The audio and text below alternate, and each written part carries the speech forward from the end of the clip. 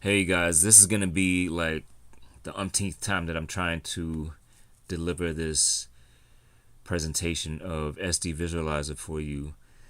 I had an old tutorial, or I should say a demo, on my old YouTube channel, and I don't have that anymore. My Dropbox got deleted, etc.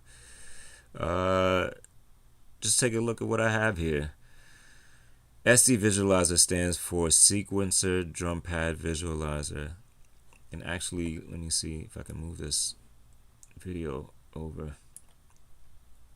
Sequencer Drum Pad Visualizer. There's a canvas. You're looking at the MP3 player and Drum Pad X. And they're all supposed to work cohesively with one another. So you've got beats per minute listed here. When you go to other sections, it moves around on the screen, but I've got different beats per minute listed within the embedded song titles. So like this is the actual file name on disk for this for these songs. Each one is reading directly from the disk at a space on the drive. And now I'm able to use the mouse wheel. I don't know if you can. Can I move this into the camera? So you see, I'm moving as I'm using the mouse wheel. I'm able to scroll, but you have a scroller right here on the side as well with the thumbnail. But you can use that to move also. And of course, I have it set for a really extremely long list. That's why I move so rapidly when I use the thumb slider. Scroll arrows, those work too. And when you hold it down, it'll consecutively scroll. These two files I added. They weren't in the original build, and this was somebody at CVS in Manhattan that worked there. And I was trying to help promote him or whatever. I'm not the best promoter, but I do my best trying to support other artists out there who express some kind of need to be supported, or at least express a desire to be supported because they're out there busking. So that's one thing that I have done. I'm not going to do that as much anymore because I need to focus on myself now, based on what I've been told and based on some realizations I've had. So now, if you play, getting back to these songs, if you play a song like, let's say, "Live Your Life" drums, and I can turn that down.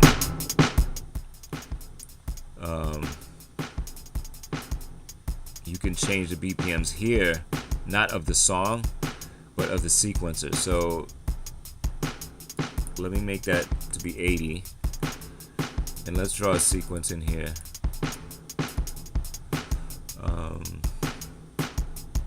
Put the snares here.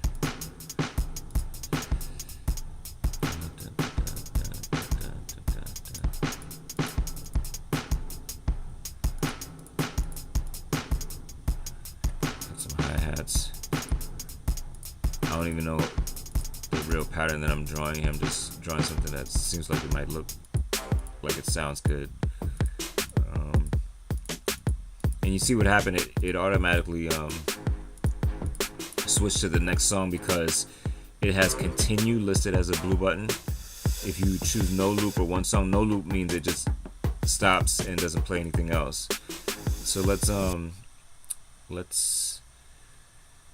there's a function on here called an MP3. You're supposed to be able to press this button and then have the song from the MP3 player play in sync with the sequence. Like in other words, it starts in sync. And I don't think that's working right now. But let me go back to the MP3 player and just actually I should be able to press this button and start it. So let's do that. Yeah.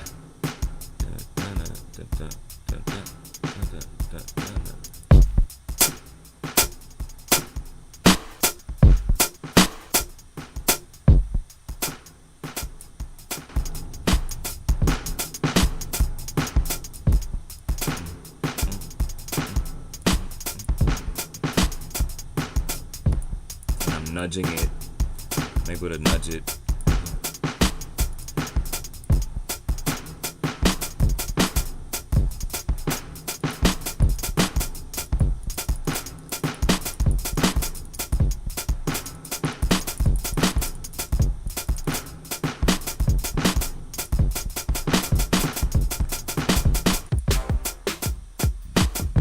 So I hope you got the idea of what I was trying to do there. It kind of went out of phase because the timing of the sequencer is not perfect. It's based on RGB values that you see. That's why I'm able to change colors. Like when I change the colors of the cells, that's what produces the sound. The color of the cell indicates whether or not something's going to play or not play, and then it also indicates the timing of the timing of the play bar is a little bit different, but the play bar interacting with a specific RGB color is what seems to drive the animation in Flash. There must be other methods out there that I haven't found yet or been able to implement easily, so this is what I did when it was time to do my thesis. This application was revised for my thesis a few times, and the most recent version is lost, and I'll show that to you when I go to the visualizer here. These sections that say add star, subtract star, move star, push back star, they're not active. I'm not sure, like what happened to those buttons in the build. Maybe I didn't add them at the time that this version number 239 was authored, but I added it later, and that later file is missing, or it could be that some folders are missing from the install that I didn't include. I'm not sure what happened, but this is what I have. While we're at it, let's go through these different visualizations. There's, I think, 19 on this side, and this is the 20th one, or something like that. Let's count them. 1, 2, 3, 4. This is 6, 10, 14, plus 5, 19, and then 20.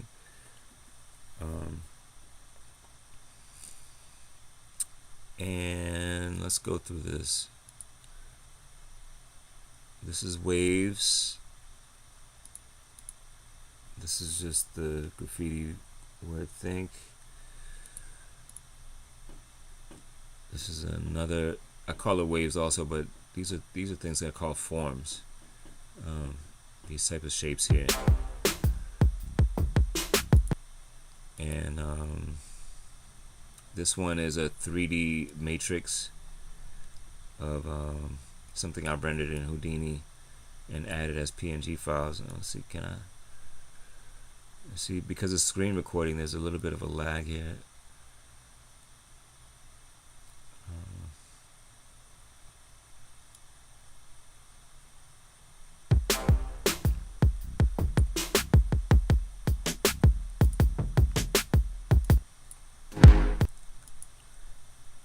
Not sure why that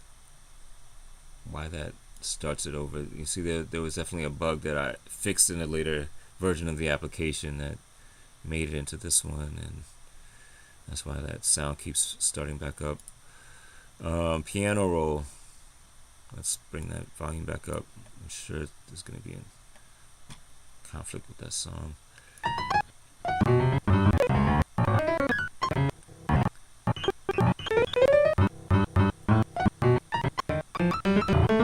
It's supposed to be a new version of a scratch type, scratching a CD instead of a...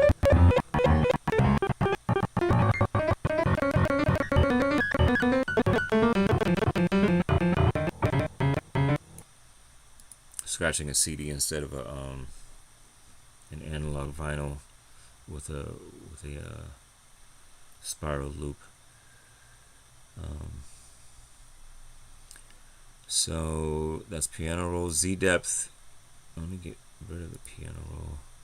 Z depth, you click around 1, 2, 3, 4, and then you have a square. You can add more squares, or it's like a trapezoid.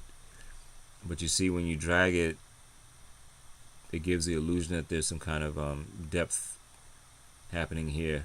And of course, there's a depth issue here where these lines are being drawn, because at the time that I authored this, I had just enough wherewithal to be able to do this part, but not enough information to be able to accurately present the illusion that there's three-dimensional extrusions happening. Now it happens here on that side, but at the top, that one line makes it look like the top part has an open cutout, and here it looks like there's an open cutout here and an open cutout here as well, with this bar happening there. You can also move it in the vertical direction, and I think this one's for scaling. Yeah, so you can scale it to give the illusion that there's depth. And here that goes into the spectrum that you can see objects behind the front. So let's show that. There was a tutorial on YouTube which showed that there was a camera that could look behind an object. So look, if I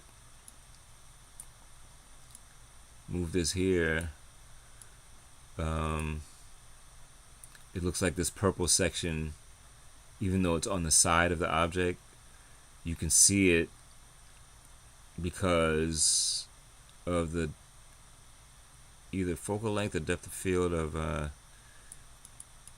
the camera. It exceeds what happens in reality. Usually you can't see around an object. We would have to have a different type of lens on our eyes. Let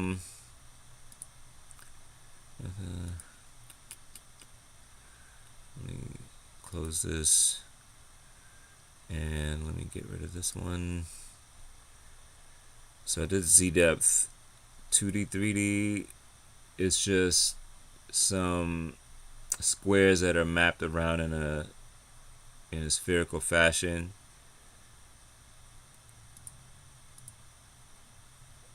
This is a curve application. I don't know I don't know how long this screen recording is happening for. I'll try to be quick. Start draw, you click this here and you can click around.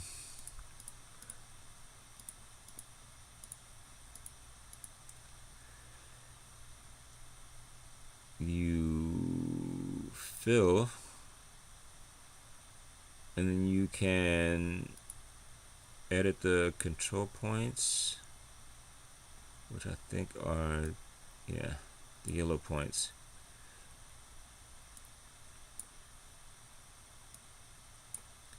You can hide those, and you can edit the squares.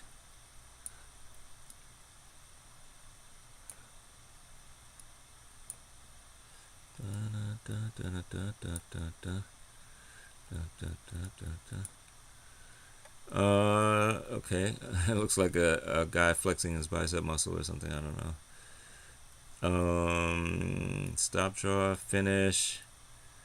Finish automatically fills it and removes the squares, and then you can play it, it'll revolve. Let me see, it goes off screen, but I have to admit I wasn't too imaginative with the animation, just doing that little revolve around the axis. But there's other stuff I can do now, you know, if I just take the time to develop some ideas of what could be in betweens or keyframes or whatever.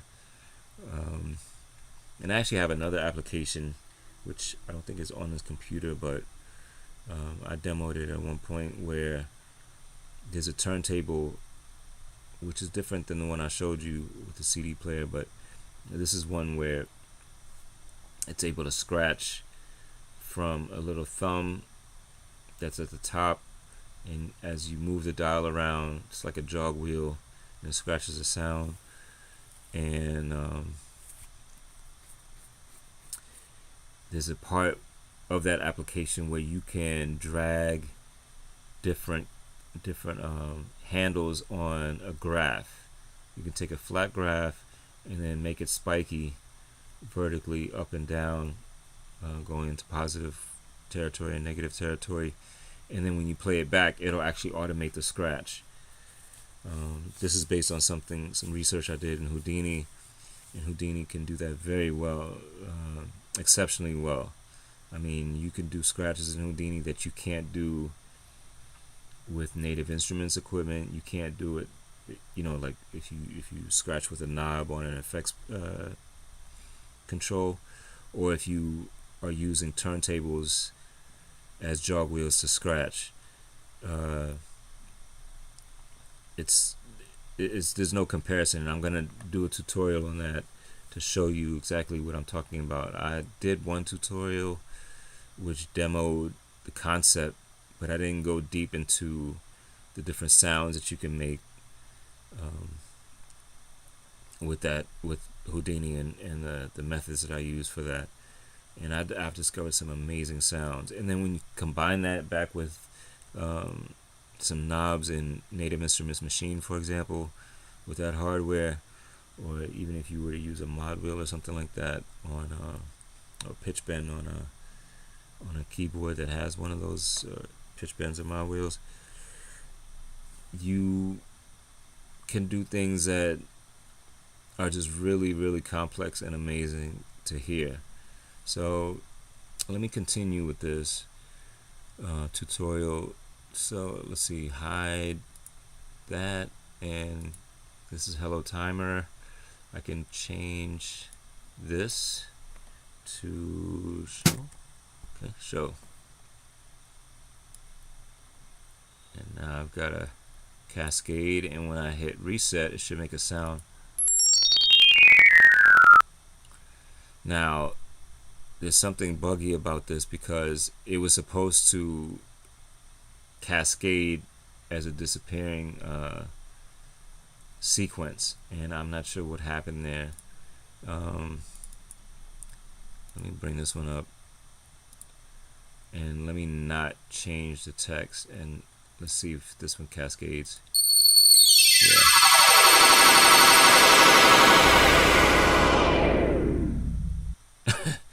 That was real thorough.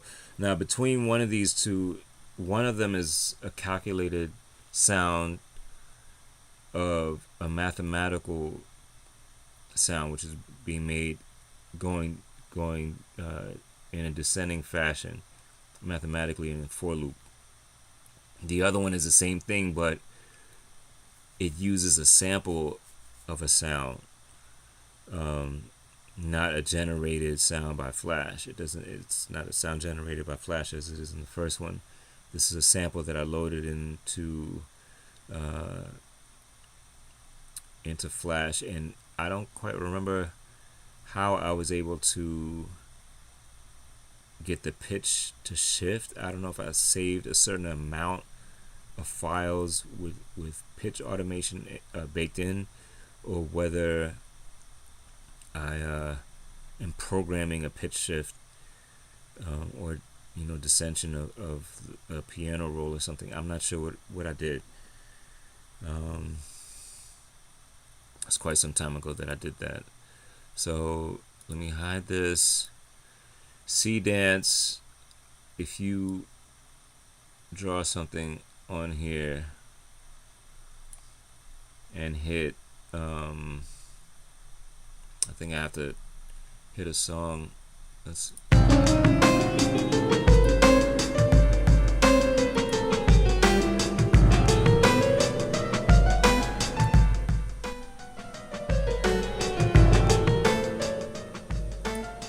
see it goes according to the volume that's embedded in the MP3 player thumb. So that's just an animation of a forward driving line segment or curve that you could, you draw it directly on here. Like if you were to, let's say you sign something. Let me sign my thing. Okay, is it gonna? I'll have to delete it. Oh, it looks like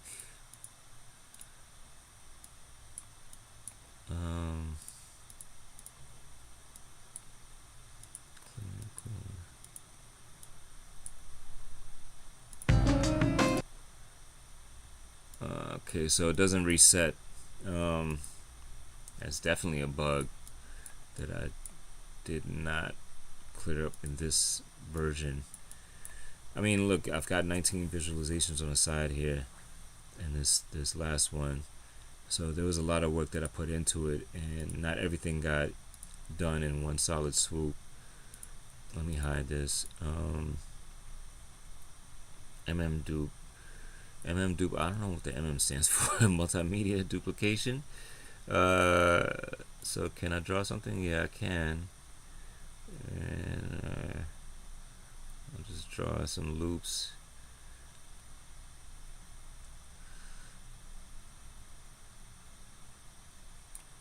And I'll duplicate those a couple of times. You see it duplicated in a random fashion there.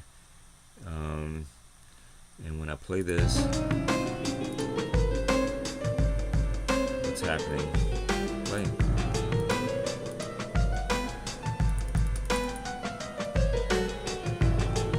Maybe it goes according to the sequencer. So let me go back to the sequencer and play this.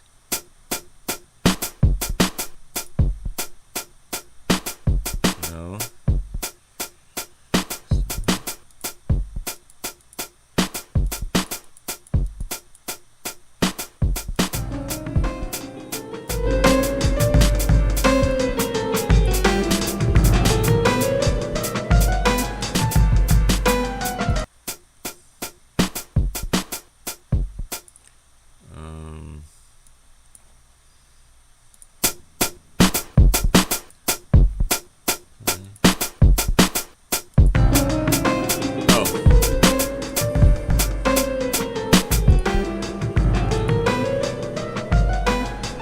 It's like there's some kind of gate happening.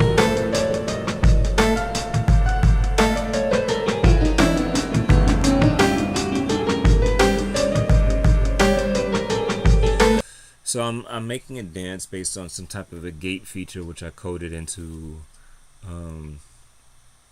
the levels that are coming into what's driving this animation.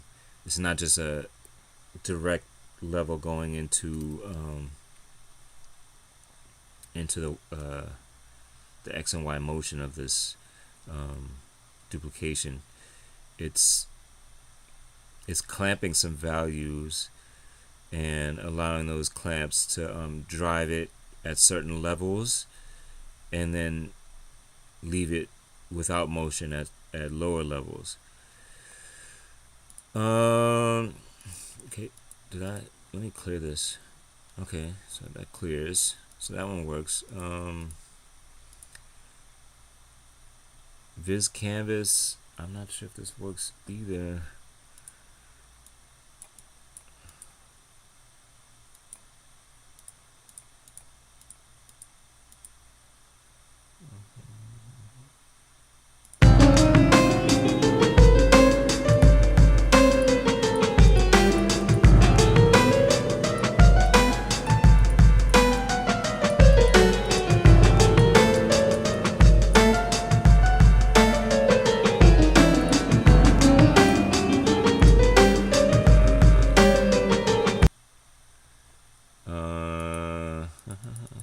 Not sure what happened with this one. From the last time I did this demonstration, I think I had it in this section, and I was able to change colors and things like that. And I think even able to make, let's see, can I make some? Yeah, so I can make I can make actual triangles here, and then I can change the colors of the triangles by clicking. You know, you click and then update the colors that way. And if you turn the sound key on, let's see, it moved already, so let's see what happens. So it moves according to a scale from this point somewhere in this area as a pivot point. Let me get out of that canvas. I just skipped ahead and showed you that.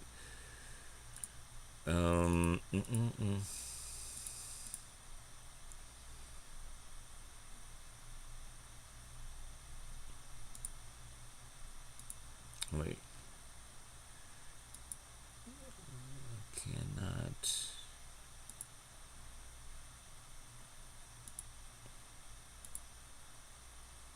Okay, so that cleared, but what about in the visualizer? Okay, those things are still there. Clearly there's things that I have to, it cleared, and clearly there's things I have to fix if I'm able to get back into doing this particular version of this thing, or have to build from ground up. You can actually change the width of these things also, and I believe, let's see, is this gonna,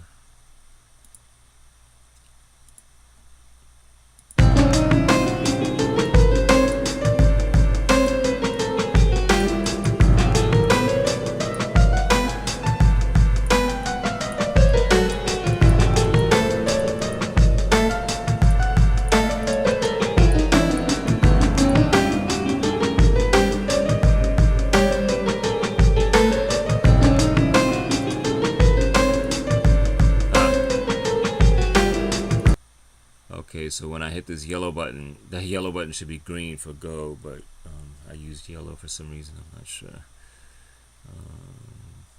You see I got yellow on my sleeve here, the stripes. So that's that. And actually there was a product I had, which I don't know if I still have that here, which used the same thing in a shape like this, an M shape, which is like two peaks at 45 degrees. I don't know why I can't get rid of these triangles. I shouldn't have drawn that yet. And when you combine these, I think I was able to get these to show up at the same time. Yeah, so those are overlaid with one another, and they're supposed to give you more dynamism by having them interact with one another. You know, because here you've got this by itself, you've got this by itself, and then you got the combination of the two. And that's supposed to add more flair. Hide those circular anim. Okay, so it says click twice on the screen and change the value of A, make it 80 for starters. So let's see what happens here. Change the value of A. So let's make it something that I know works. 121 is actually less than this, less or more, which would make it a star that meets down here. Can I make it larger? Let's see. Yeah, see, they start to overlap and create a very interesting pattern on the inside here, where there's a circle being simulated. If I make this really high, let's see, 300.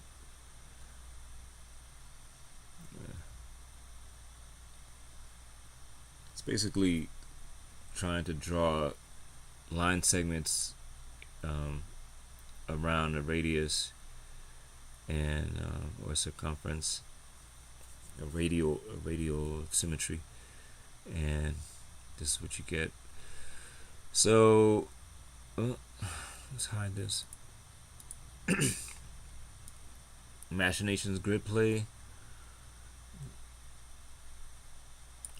this is a thing where you can, let's see, let me use my finger on the screen,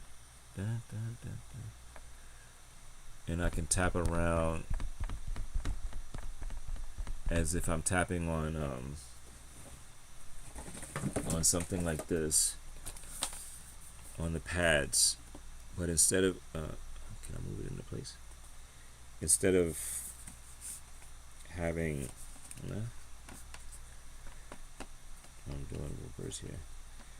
So those are 16 pads. Here you've got like 600 pads. This is what 1, 2, 3, 4, 5, 6, 7, 8, 9, 10, 11, 12, 13, 14, 15, 16. So it's more than 32 pads going this way, and maybe 18 pads going down. So 18 by 32, 18 by 34, something like that. It's around 600 pads. And what you can do is you could play a song or a sequence.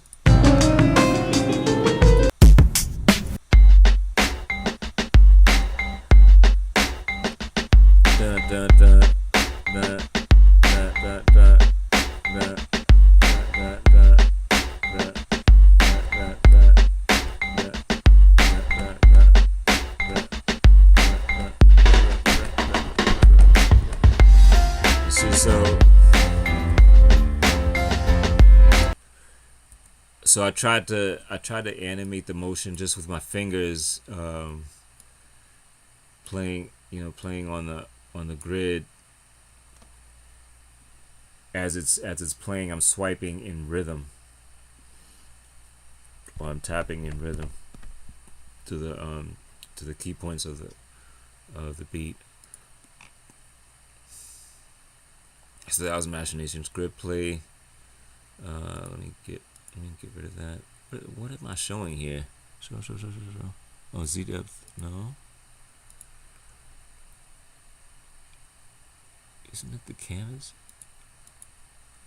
That's funny. Like this canvas is carrying over from another section, and I can't get rid of it.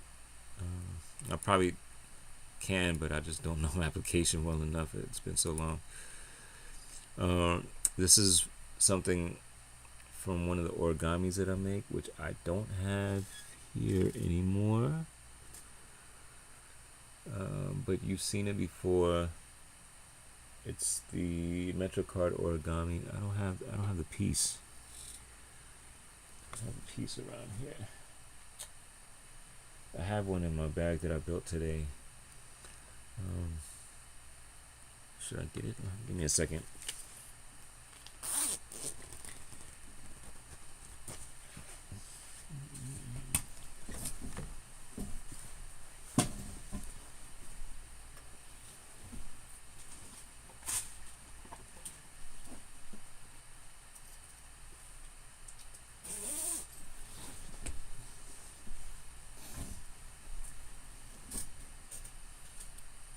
This is the origami, and when you take one of these apart, which I'm not going to do, you're going to get this piece here, which is flat, and then it folds, and you can actually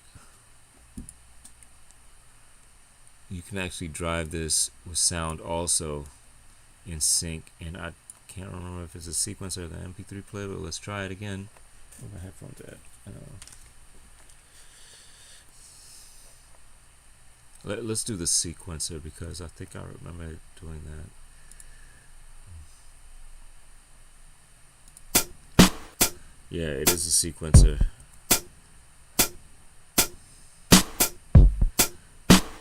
So let's speed it up.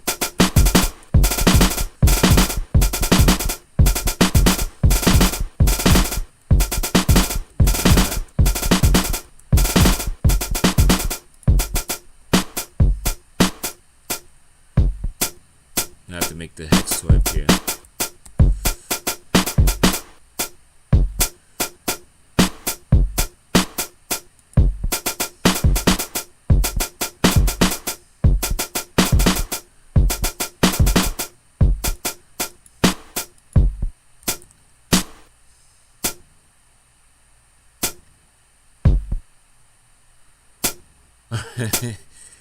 That's real janky. I think after some time, this sequencer gets overburdened, and because I'm not flushing the memory properly. So that was that visualization. There's one more here, and that's the main one.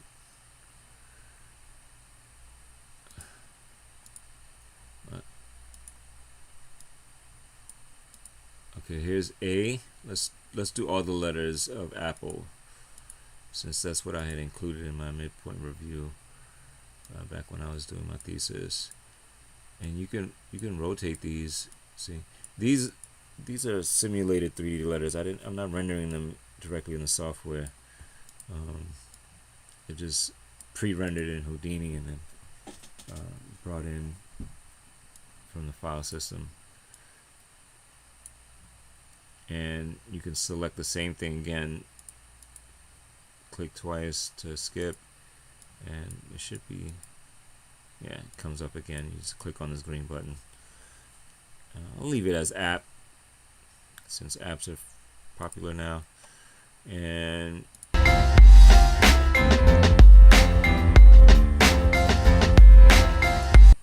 okay, so again, scaling is a key component of animation for me, but I've got to, in a new version of this application, I've got to try and add more things than just a pop in and out scale, because that gets kind of redundant and boring after some time. But I'm happy with the results of what I did for this SD visualizer up until this point. It's quite a tremendous task that I was able to undertake based on what was presented in my thesis until this version. It's a lot cleaner and easier to understand, even though I even had trouble understanding some of my own things, which I did some time ago. I'm kind of rusty on my own application, but I hope it was a pleasant presentation for you. DrumPad X, I forgot to show you, but basically you play creeping feelings, hitting ceilings. When you called, it was all coming back to me, all coming back to me. Okay, so these steps represent each cell on the drum pad, and this is DrumPad X as opposed to DrumPad. DrumPad, this is oh, it doesn't work with the mouse.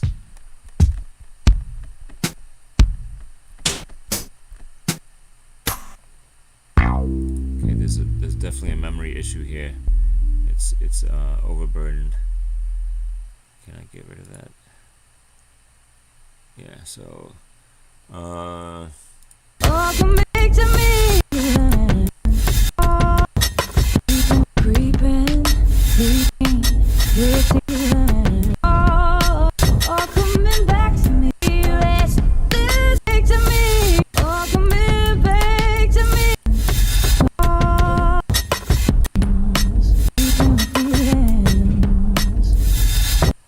let me bring this up again.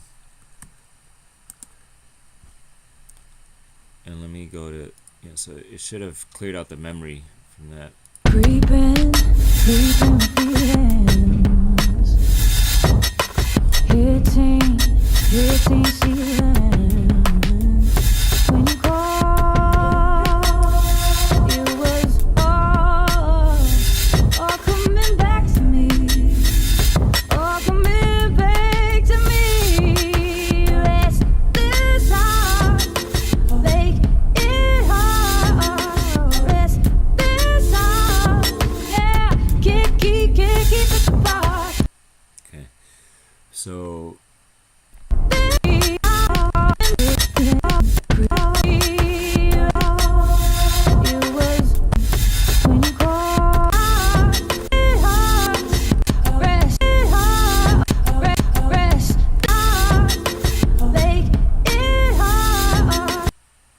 can drag these. Deep in, deep in. That's, I don't know what cell number that is. It's easy when you call. It's easy, it's easy. Creeping, creeping, creeping back to me. Creeping, creeping. You were creeping. You was Okay. And these waveforms down here are being generated based on information that's being drawn directly by the peak level of the sound that's coming into the sound channel. So that's drum pad X. I showed you drum pad visualizer. There's videos that have to do with stuff that I posted on social media. I'm not going to get into that right now because I know it's not completely available based on this particular application being broken, but I had something I did with the Saw Lady. I did something on my own also either before or after the Saw Lady. I did something with a friend of mine named QP, and I should say I did something for her. It was a tribute. A lot of times I'll just do tributes to people, and they seem to like what I do, but as an artist I have problems that I'm trying to rectify in terms of how do I develop a contract with somebody or an agreement with somebody to collaborate. And it's not something I'm really worried about because me focusing on myself tends to produce better work. When I collaborate, then I don't feel free enough to explore, or if I do feel free enough to explore, then suddenly I'll get criticism or something like that, or they'll say, well, why didn't you do this, why didn't you take this approach or take this kind of angle on it. I like just doing things at the spur of the moment for somebody as I'm inspired by spirit to do so. And a lot of times that'll, that spontaneity will be well received. So anyway, this has been SD Visualizer version 239, and I think this is a better presentation than what I did last time. And I'm also using a better screen recorder because my little camera image looks clearer. So let's see what this produces. I'll stop the video and then I'll review it. Thanks for watching, and until next time, Renee Toussaint, aka DJ Think, Real DJ Think.